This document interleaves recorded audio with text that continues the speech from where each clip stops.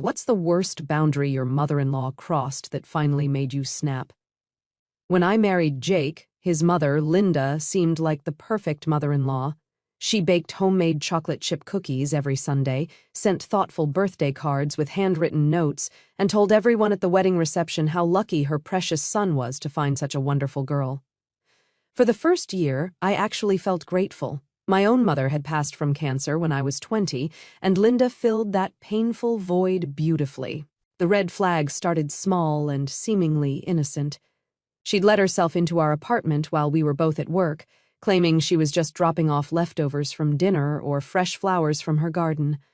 I'd come home exhausted from my nursing shifts to find my kitchen completely rearranged, my mail opened and sorted into neat piles, and our bedroom door standing slightly ajar when I knew I'd closed it that morning.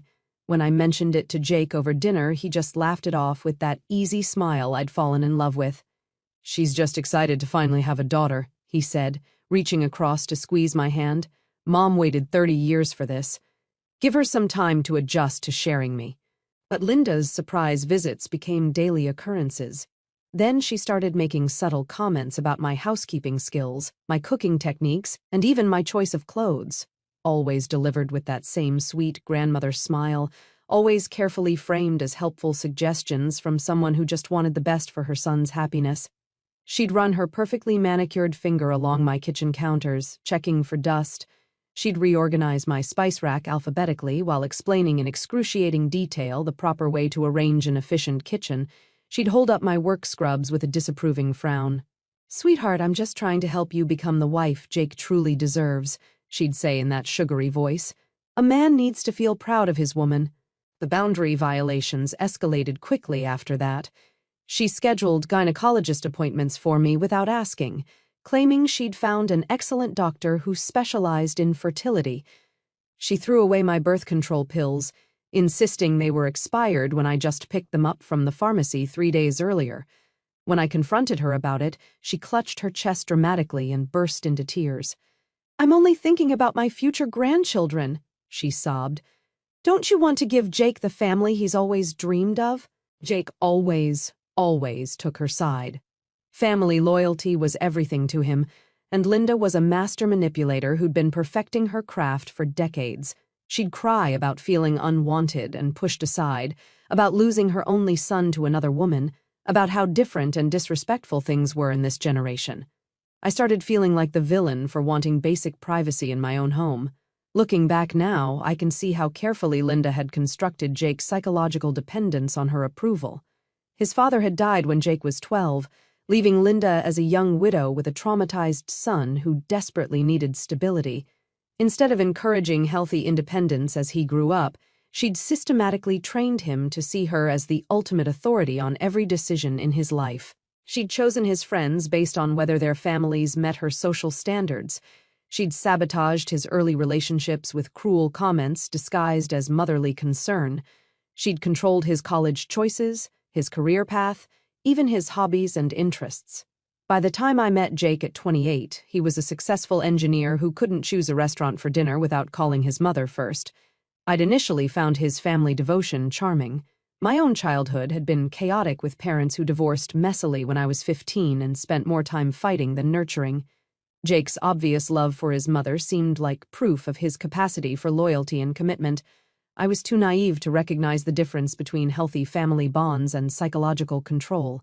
The breaking point came on a Tuesday morning 6 months later.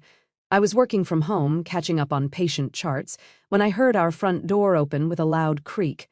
Linda walked in without knocking, carrying industrial cleaning supplies and a heavy toolbox. She'd obviously made copies of our keys without telling us. "Surprise, darling," she announced cheerfully. "I'm completely redecorating your bedroom today. That awful gray paint color is so dreary and depressing." I found her systematically pulling down our wedding photos and carefully replacing them with old family pictures that somehow didn't include me anywhere. She'd already moved our furniture around and was hanging new curtains, bright pink and ridiculously frilly. Nothing like our modern minimalist taste. "Stop right now," I said firmly, my voice shaking with barely controlled anger. "This is our home, not yours." She turned to look at me with cold, calculating eyes, her sweet facade dropping completely for the first time. "Actually, sweetheart, this apartment lease belongs to Jake, and Jake belongs to me." That's when she pulled out her phone and showed me something that made my blood freeze solid. Photos of me, dozens and dozens of them, getting dressed in the morning, showering, sleeping peacefully in bed. She'd been secretly taking pictures during all those innocent visits. "Insurance policy," she said calmly, scrolling through the images with practiced ease. "In case you ever try to turn my son against me." My hands trembled uncontrollably as I stared at the screen. There I was, completely unaware and vulnerable in my own bedroom. Some photos were taken through our bathroom window while I showered. Others showed me sleeping, my face peaceful and trusting. The most disturbing ones captured intimate moments between Jake and me, our private conversations, tender gestures, even arguments we'd thought were completely private. The timestamps revealed she'd been systematically documenting my private moments for months, building some twisted archive of ammunition. Some photos were dated back to just 2 weeks after our wedding, meaning she'd started her surveillance campaign almost immediately. "You're absolutely sick," I whispered, backing away from her. Linda's smile widened, revealing teeth that suddenly looked predatory instead of motherly. "I'm protective of what's mine. There's a significant difference, sweetheart." She explained her diabolical plan with the same casual tone she used when discussing dinner recipes. If I ever tried to leave Jake or attempted to turn him against her, she'd claim I was mentally unstable and exhibitionist. The photos would serve as evidence that I deliberately exposed myself for attention, that I was sexually deviant and dangerous. She'd already consulted with a lawyer friend about the process for having me involuntarily committed to a psychiatric facility. "Jake would believe every word I say," she said with absolute confidence. "He always has and he always will. I'm his mother. I gave birth to him. I raised him. I know him better than anyone else ever could." Linda continued her monologue, detailing exactly how she'd destroy my reputation and credibility. She'd tell people I was a gold digger who'd seduced her innocent son for his money. She'd claim I was abusive, manipulative, possibly even dangerous to be around children. She'd use the photos to paint me as mentally ill, someone who needed professional help and couldn't be trusted to make rational decisions. "I've done this before," she said matter-of-factly. "Jake's had several girlfriends who thought they could replace me in his life. They all learned differently eventually. Something deep inside me snapped that day. Not the explosive, screaming kind of anger that burns out quickly, the cold, methodical kind that comes with perfect clarity about what needs to be done." I forced my face into a neutral expression and nodded slowly. "You're absolutely right about Jake," I said carefully. "He does always believe you over everyone else." I spent the next hour pretending to accept her redecorating while secretly recording our entire conversation on my phone, hidden in my scrubs pocket, her casual admission about the surveillance, her detailed threats about commitment proceedings, her step-by-step explanation of how she'd systematically manipulate Jake into choosing her over me, just like she'd done with every other girlfriend he'd ever brought home. She even bragged about specific techniques she'd used to destroy previous relationships, how she'd intercepted text messages and emails, how she'd spread rumors to Jake's friends about his girlfriend's supposed infidelities, how she'd staged emergencies and medical crises to interrupt important dates and milestones. "That little Sarah thought she was so smart," Linda laughed, referring to Jake's most serious previous relationship. "She lasted almost 2 years before I broke her completely. By the end, she was so paranoid and anxious that Jake was relieved when she finally left. He actually thanked me for helping him see her true nature." When Jake returned from work that evening, Linda had vanished like smoke. Our bedroom looked like a shabby, chic nightmare explosion, but I acted completely normal. I even complimented the hideous new curtains with genuine-sounding enthusiasm. "Your mom really outdid herself today," I said, forcing brightness into my voice. "She's incredibly thoughtful to spend so much time making our home beautiful." Jake practically glowed with pride and relief. "I knew you'd eventually come around and see how much she cares. She just wants to feel close to us, to be part of our life together." That night, while Jake slept peacefully beside me, I began my methodical research into Linda's dark history. What I discovered made my stomach turn. This wasn't her first campaign of psychological warfare against one of Jake's romantic relationships. I started by carefully examining Jake's social media history, looking for traces of the girlfriends Linda had mentioned. I found photos and posts from years past showing Jake with different women at various stages of relationships. The pattern was always the same: initial happiness and public displays of affection, followed by increasingly strained interactions, then sudden disappearances from his social media entirely. I found Jake's previous girlfriend, Sarah, through careful social media detective work and sent her an extremely cautious message, not knowing if Linda was still monitoring her communications. Sarah's response arrived within hours, and it chilled me to the bone. She has photos of me too, hundreds of them.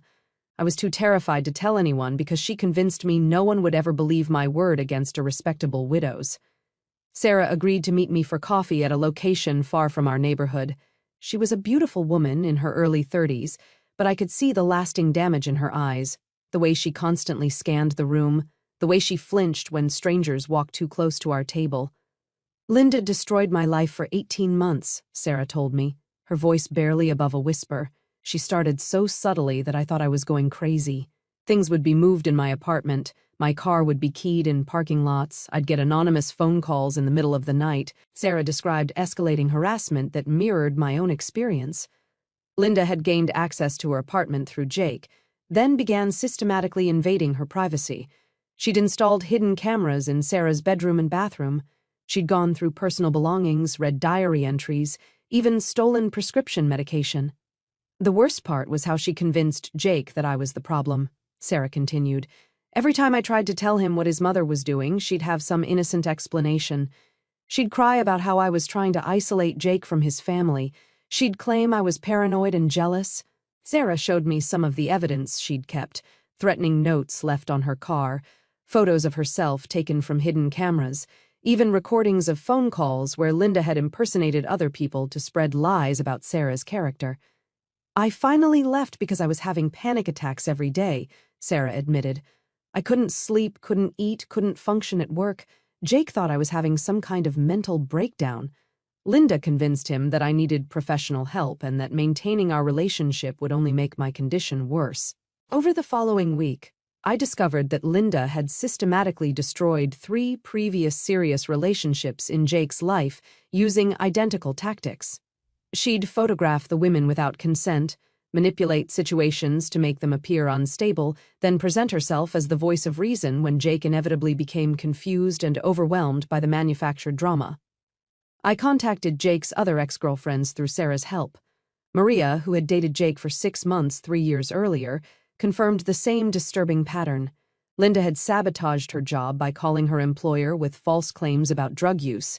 She'd sent fake text messages from Maria's phone to other men, making it appear she was cheating on Jake. I tried to prove my innocence, but Linda was always one step ahead, Maria explained during our phone conversation.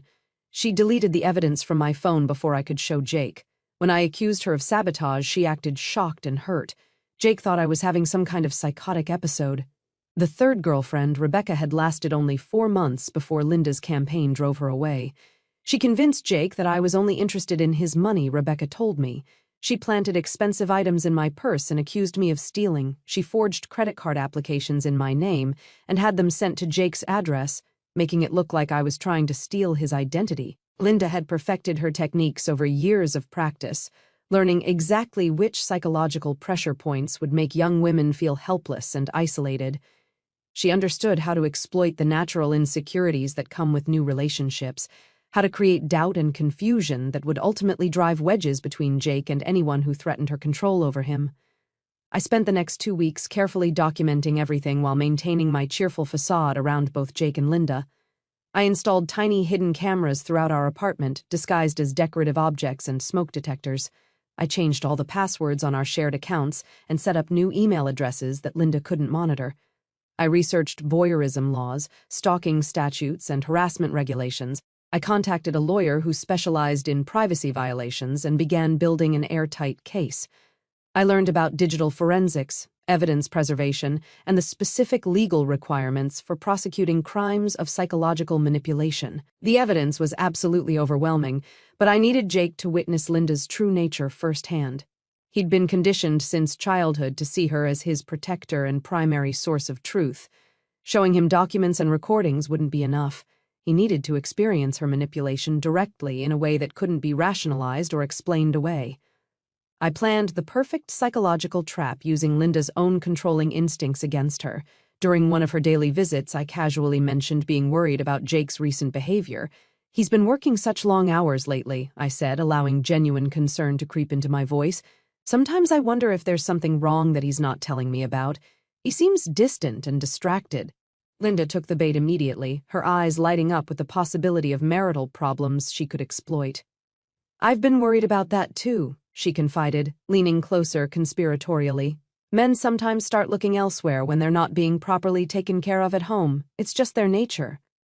I suggested we surprise Jake at his office with dinner to check on him and maybe catch him in whatever deception was causing his behavioral changes. She agreed eagerly, practically vibrating with excitement at the chance to catch me failing as a wife and prove her superiority as the woman who truly understood Jake's needs. What Linda didn't know was that Jake wasn't actually working late at all. He'd been secretly taking pottery classes twice a week at a community college, a creative hobby he'd hidden because his mother had always ridiculed artistic pursuits as feminine and worthless. I'd not only known about the classes but had actively encouraged his newfound passion for clay work, even buying him professional tools and helping him set up a small studio space in our spare room.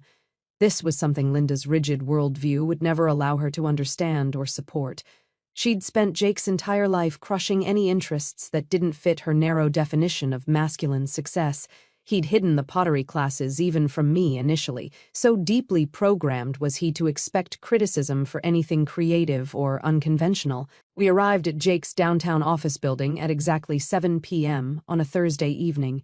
His designated parking space was completely empty, just as I'd known it would be. Linda's face lit up with vindication and barely contained glee. "He's obviously having an affair," she declared triumphantly, her voice dripping with satisfaction. "I warned him this would happen if he married someone so young and irresponsible. Men need mature guidance to avoid these kinds of mistakes." I pulled out my phone and called Jake with Linda standing right beside me, listening to every word of our conversation. "Hey, honey, we brought dinner to your office as a surprise, but your car isn't here. Are you feeling okay? Is everything all right?" Jake's confused voice came through the speaker, clearly audible to both of us. "I'm at pottery class, remember? I told you yesterday I'd be home by 9 tonight. Is something wrong?" I watched Linda's face transform from triumph to confusion to something approaching panic as she realized her assumption had been completely wrong. "Pottery class?" I repeated innocently as if I'd temporarily forgotten. "Oh, right, silly me. Your mother was actually worried you might be having an affair because of all the long hours away from home." There was dead silence on the other end of the line. Then Jake's voice came through cold and bewildered. "She thought I was having an affair. Why would she think that? What did I do to make her suspicious?" I handed the phone directly to Linda, forcing her to explain her unfounded suspicions and accusations to her son. She fumbled desperately, trying to backtrack and minimize what she'd said, but the damage was already done. Jake was hurt and confused by his mother's immediate assumption of infidelity, especially when he'd been pursuing something positive and creative. "I was just concerned about the changes in your routine," Linda stammered into the phone. "A mother notices these things. I didn't mean to imply anything inappropriate." "But you said I was having an affair," Jake's voice came through clearly. "You told my wife that men look elsewhere when they're not properly taken care of. What did that mean?" The conversation continued for several more uncomfortable minutes, with Linda digging herself deeper into contradictions, and Jake becoming increasingly upset by his mother's assumptions about his character and marriage. He agreed to meet us back at the apartment for what he called a serious family conversation about boundaries and trust. Back at our home, I had everything meticulously prepared. The hidden cameras had captured Linda's most recent violations, including footage of her going through our personal belongings, reading my diary, and taking more invasive photographs. I'd compiled everything into a comprehensive presentation that even Jake's lifetime of conditioning couldn't allow him to deny or rationalize away. When Jake arrived home 20 minutes later, still wearing his clay-stained apron and looking genuinely hurt by his mother's assumptions, Linda immediately launched into aggressive damage control mode. She cried about being a concerned mother who only wanted to protect her son's happiness. She claimed to see troubling signs of marital problems that any experienced woman would recognize. She insisted she was only trying to help us work through our obvious difficulties before they became serious threats to our relationship. I think it's time we all sat down and had a completely honest conversation, I said calmly, setting up my laptop on the coffee table. I started the slideshow with the recorded conversations from that morning when Linda had revealed her true intentions. Her voice came through the speakers, clear and unmistakable, explaining in detail how she planned to destroy me if I ever tried to interfere with her relationship with Jake. Jake's face went from confusion to horror to disgust as he listened to his mother's casual threats against his wife. "Mom, what the hell is this?" he demanded, his voice shaking with emotion. "Did you actually say these things to my wife?" Linda immediately denied everything, her voice reaching a hysterical pitch. "She's manipulating you with technology. She probably edited those recordings with computer software. You can't trust anything she shows you. This is exactly the kind of deception I was trying to warn you about." The next section displayed the invasive photographs, not the explicit ones Linda had taken of me, but screenshots showing the metadata and timestamps. The technical evidence proved the surveillance had been systematic and ongoing for months, documenting my daily routines with obsessive detail. "These were taken in our bedroom while I was sleeping," I explained to Jake, keeping my voice steady despite my racing heart, "and in our bathroom while I was showering. Your mother has been secretly photographing me for months without my knowledge or consent." Jake stared at his mother with growing revulsion and disbelief. "You've been taking pictures of my wife without permission in our private spaces while she was undressed." Linda's composure finally cracked completely. "I was protecting you from her influence. She's not the right woman for you. I can see things you can't see. I know what's best for my son." The third section showed financial records proving Linda had been using Jake's credit card to purchase surveillance equipment. She'd bought hidden cameras, recording devices, even GPS tracking equipment that she'd secretly installed in my car. "She's been tracking my movements," I told Jake. "She knows everywhere I go, everyone I talk to. She's been building a detailed profile of my life without my knowledge." Jake's hands shook as he scrolled through the evidence on my laptop. "Mom, this is criminal behavior. This is stalking. How long has this been going on?" "Since 2 weeks after our wedding," I answered quietly. "She started documenting everything about our life together almost immediately." The fourth section contained transcripts of phone calls Linda had made to my workplace, attempting to get me fired by spreading false rumors about my professional competence and personal behavior. She'd claimed I was unreliable, that I'd made inappropriate comments about patients, that I'd stolen medication from the hospital. "She's been trying to destroy my career," I explained. "She called my supervisor 6 different times with fabricated complaints about my work performance." The final piece of evidence was the most damning. Live video testimony from Sarah and Jake's other ex-girlfriends. I'd arranged video calls with their permission so they could tell Jake directly about Linda's previous campaigns of harassment and psychological manipulation. Sarah appeared on the laptop screen first, older now but still visibly shaken when discussing Linda's reign of terror in her life. "She made every day a living hell," Sarah said, her voice trembling with remembered fear. "The constant surveillance, the manipulation, the threats to have me arrested or committed. I finally left because I couldn't survive it anymore, and I was too scared to tell you the truth about why." Sarah described specific incidents that Jake remembered differently. Times when she'd seemed paranoid or irrational when she'd accused Linda of things that seemed impossible. Jake was forced to confront the reality that his mother had been gaslighting both him and his girlfriend, manipulating situations to make Sarah appear unstable. Maria appeared next, detailing how Linda had sabotaged her job and planted evidence to make her appear unfaithful. She showed documents proving the false accusations Linda had made to her employer, the fake text messages that had been sent from her phone. "I tried so hard to prove my innocence," Maria said, tears streaming down her face. "But your mother was always one step ahead. She destroyed the evidence before I could show it to you. When I accused her of sabotage, she acted so shocked and hurt that you thought I was having some kind of breakdown." Rebecca's testimony was equally devastating. She described the financial sabotage, the planted evidence, the systematic campaign to convince Jake that she was a gold digger and identity thief. "I loved you," Rebecca said directly to Jake through the screen. "But I couldn't fight your mother and win. She had too much power over your perception of reality." Jake sat in stunned silence as 3 different women described identical patterns of abuse spanning over a decade. When the last video call ended, He turned to face his mother with tears streaming down his face. "How could you do this to people I cared about?" he whispered, his voice breaking with grief. "How could you do this to me? You destroyed my relationships. You destroyed my ability to trust my own judgment." Linda tried one final desperate manipulation. She collapsed dramatically onto the floor, clutching her chest and claiming severe heart palpitations. She begged for forgiveness through gasping sobs, insisting she'd only acted out of maternal love and concern for his future happiness. "I was protecting you from women who would have hurt you," she cried. "I was saving you from making terrible mistakes. Everything I did was because I love you more than anyone else ever could." But Jake had finally seen through the performance that had controlled his entire life. "Get out of our home," he said quietly, his voice filled with a grief I'd never heard before. "Jake, please, you have to understand." "Get out!" he screamed, the first time I'd ever heard him raise his voice to anyone, let alone his mother. "And give me every key you have to this place, all of them, right now."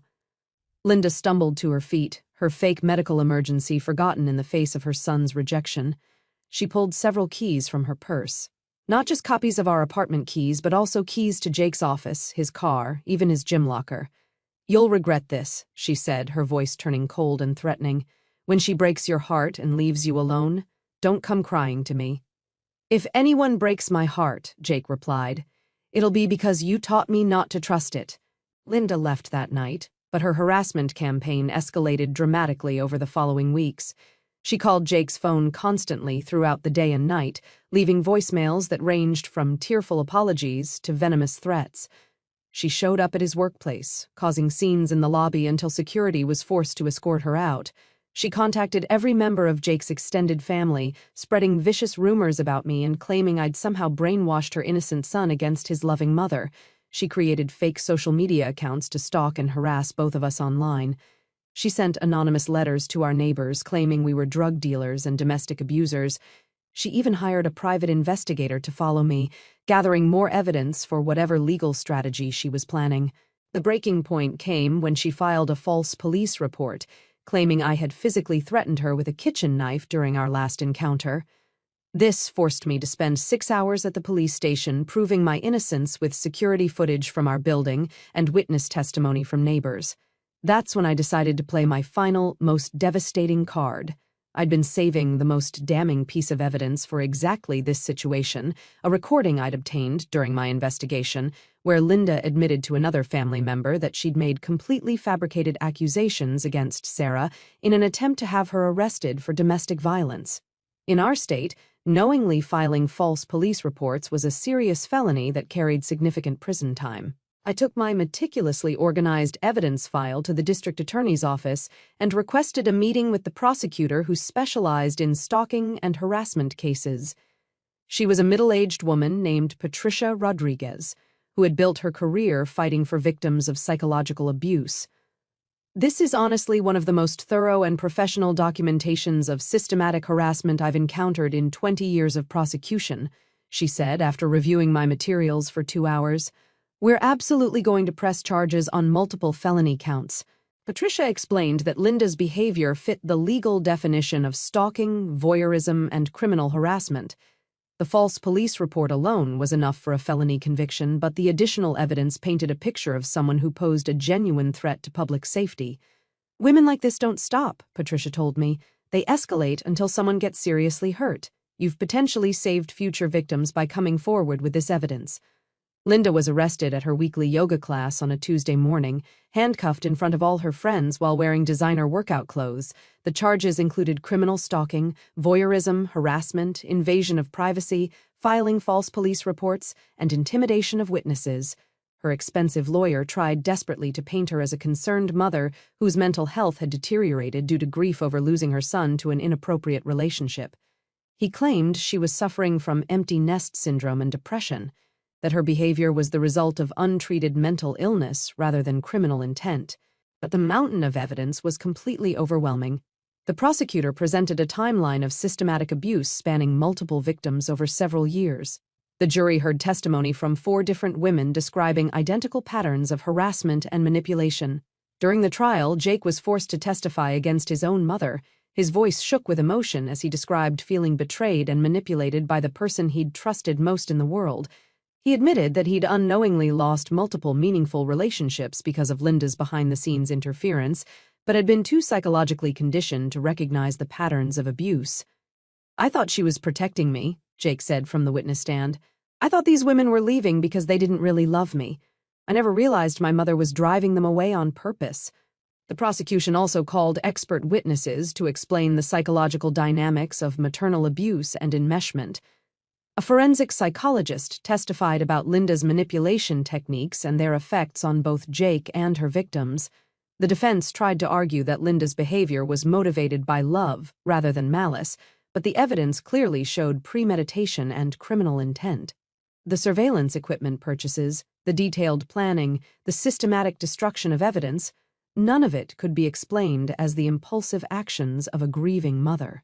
The judge, an older woman who had clearly dealt with similar cases before, showed absolutely no mercy during sentencing.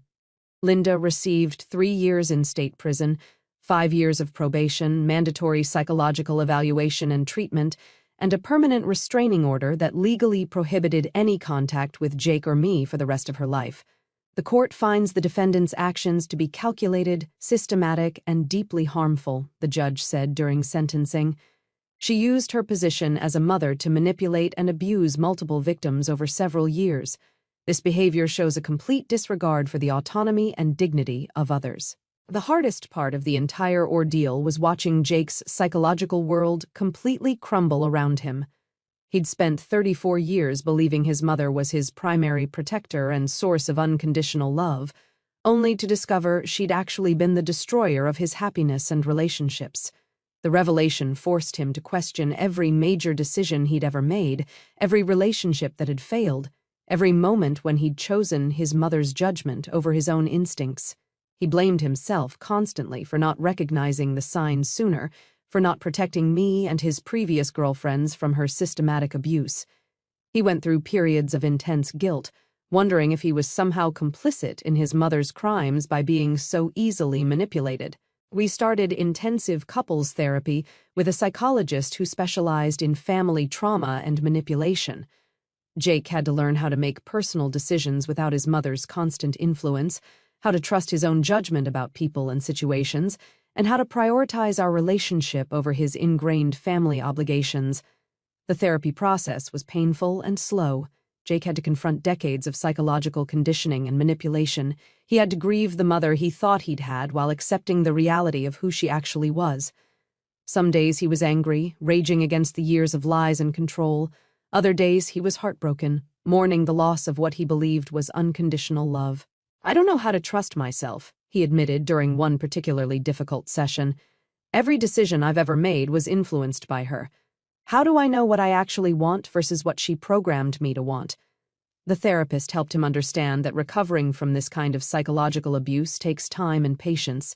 She taught him techniques for recognizing manipulation, for trusting his own emotions and instincts, for building healthy boundaries with family members. Linda served 26 months before being released on parole for good behavior. Within 2 weeks of her release, she violated the restraining order by sending Jake a handwritten letter claiming she'd found God in prison and begging for forgiveness. The letter detailed her supposed spiritual transformation and included what she claimed were prophecies about our marriage failing without her guidance. She's currently back in prison serving the remainder of her original sentence, plus an additional 18 months for violating parole conditions. Her lawyer has indicated she plans to appeal the violation, claiming the letter wasn't intended as contact, but as a religious testimony that happened to be addressed to her son. Jake and I moved across the country immediately after her rearrest. We bought a small house in Oregon with a state-of-the-art security system and multiple cameras monitoring every entrance. The house sits on 2 acres of wooded land, giving us privacy and peace that we'd never experienced during Linda's reign of terror. Trust doesn't come easily to either of us anymore, but we're slowly building something genuine together, something that belongs exclusively to us, not to his mother's twisted vision of family loyalty. Jake is learning to make decisions based on his own values and desires rather than his programmed need for maternal approval. We've developed new traditions that have nothing to do with Linda's expectations. Jake's pottery has become a passion that brings him genuine joy. He's created a studio in our basement where he spends hours working with clay, finally free to pursue his artistic interests without fear of criticism or ridicule. Last spring, Jake proposed to me again in our new garden, not because he felt obligated or because his mother had finally approved, but because he chose me freely and completely.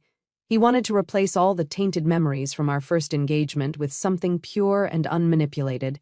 The proposal was simple and perfect.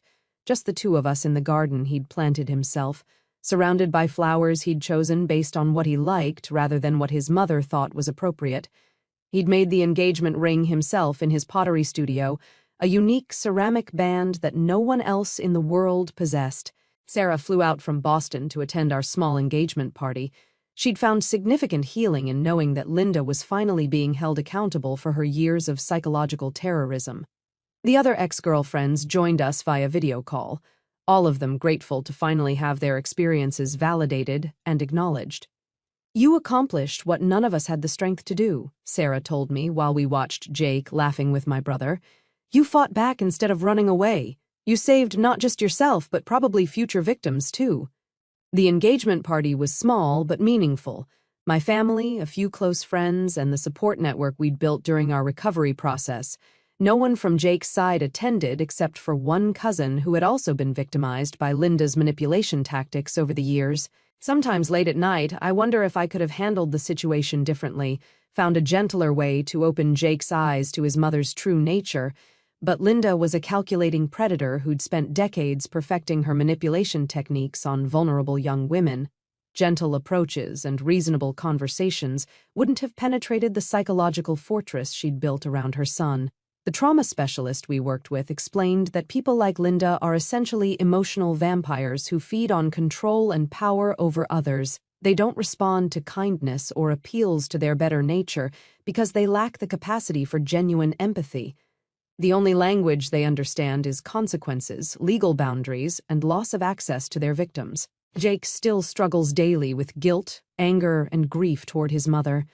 Some days he misses the woman he thought she was, mourning the loving parent who never actually existed. He's had to accept that the mother he remembered from childhood was largely a performance designed to secure his loyalty and dependence. "I keep waiting to feel relieved," he told me recently, "but mostly I just feel sad. I'm grieving someone who was never real." But he's slowly building new, healthier relationships now, with my family who accepts him unconditionally, with friends who support our love instead of trying to control it, and with therapists who help him process the complex trauma of discovering your primary caregiver was actually your abuser. We're planning our second wedding for next fall. It'll be small and intimate, surrounded exclusively by people who genuinely want us to be happy together. Jake is learning to trust his own instincts about people, to believe he deserves love without manipulation or conditions attached. The wedding planning process has been therapeutic for both of us. Jake is making decisions based on what he actually wants rather than what he thinks he should want. He's chosen colors, flowers, and music that reflect his personal taste rather than someone else's expectations.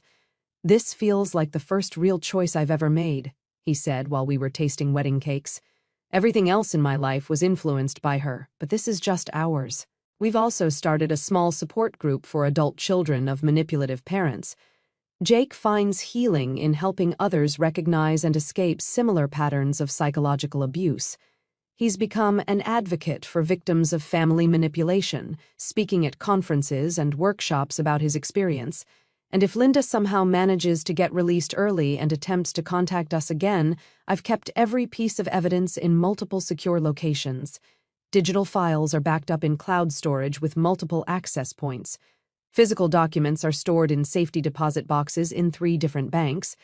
I have a network of other survivors who will support each other if any of our abusers attempt to re-establish contact.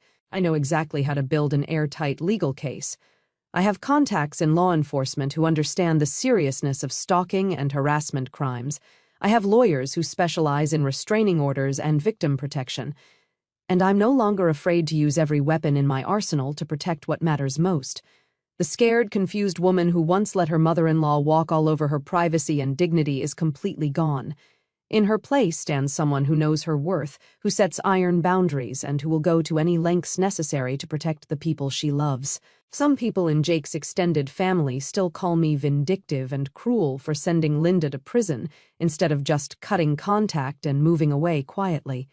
They argue that family problems should be handled privately, that involving the legal system was an overreaction to what they see as typical mother-in-law boundary issues. But I call it justice served exactly as it should be.